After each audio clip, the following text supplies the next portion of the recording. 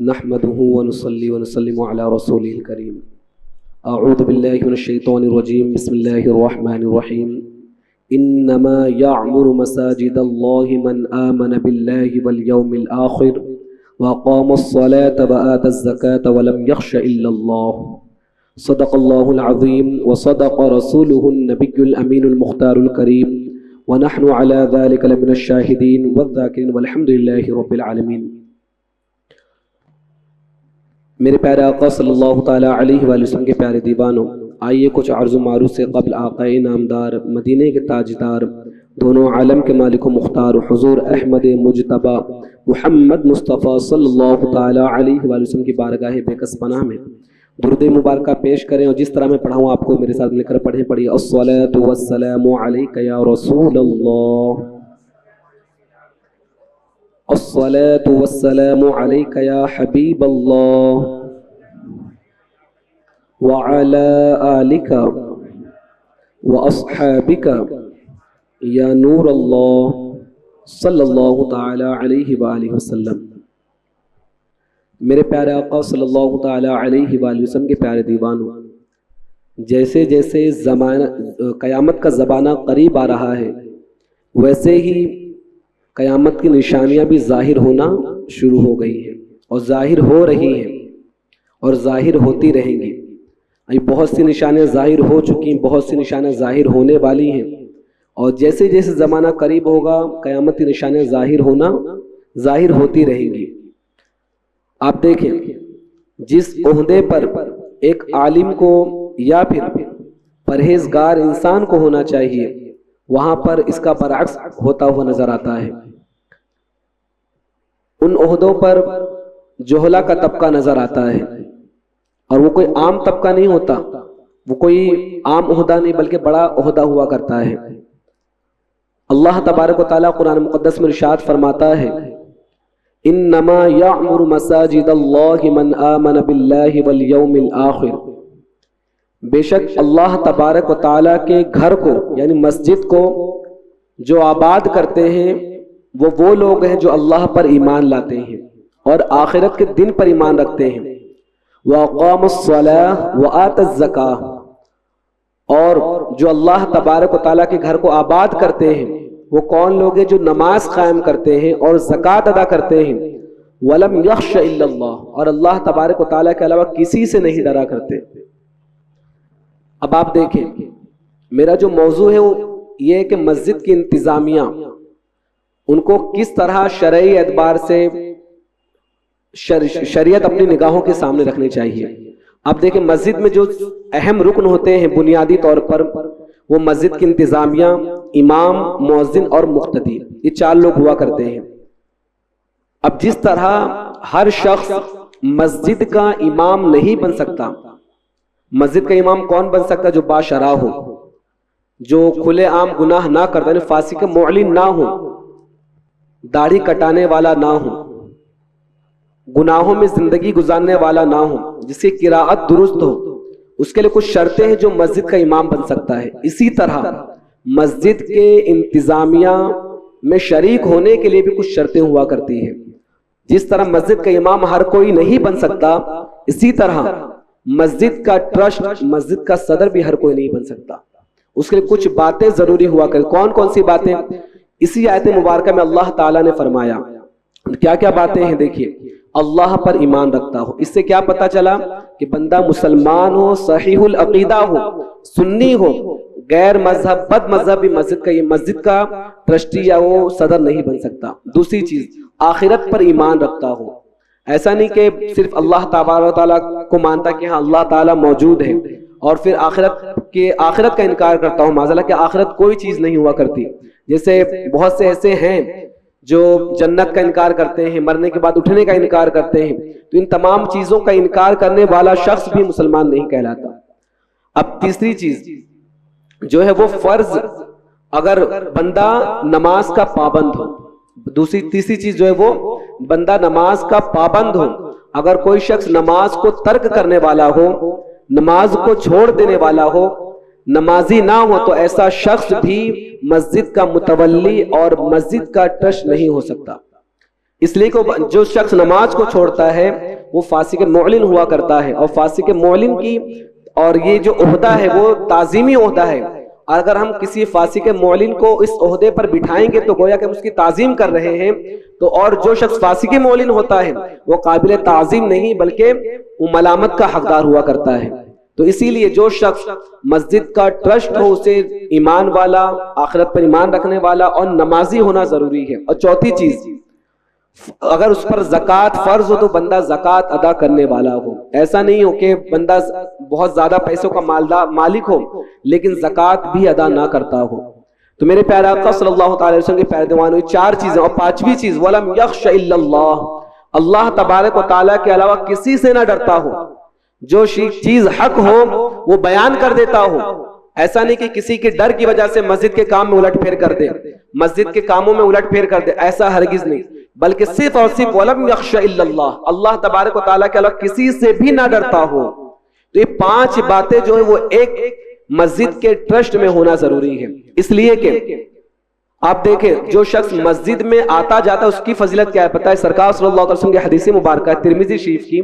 سرکار فرماتے ہیں اذا رأيتم الرجل يتعاهد المسجد فاشهدوا له بالایمان فانه تعالى يقول انما يعمر مساجد الله من آمن بالله واليوم الاخر واقام الصلاة وآتى الزكاة ولم يخش الا الله.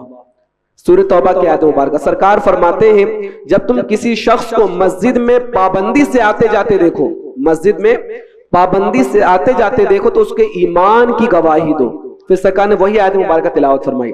آپ اندازہ لگائیں جو شخص مسجد میں بار بار آتا ہے نماز کے لیے، دیگر چیزوں کے لیے، عبادت کے لیے آتا ہے، تو اللہ تبارک و تعالیٰ کے حبیب فرماتے ہیں کہ اس کی ایمان کی گواہی دو. تو آپ اندازہ لگائیں جو شخص سرکار صلی اللہ علیہ وسلم کے فرمان پر عمل کرتے ہوئے مسجد کا ٹرسٹ بن کر مسجد کی خدمت کرتا ہوا نظر آئے گا تو اس کے لیے کیسا انعام اللہ تبارک و تعالیٰ مقرر فرمایا ہوگا.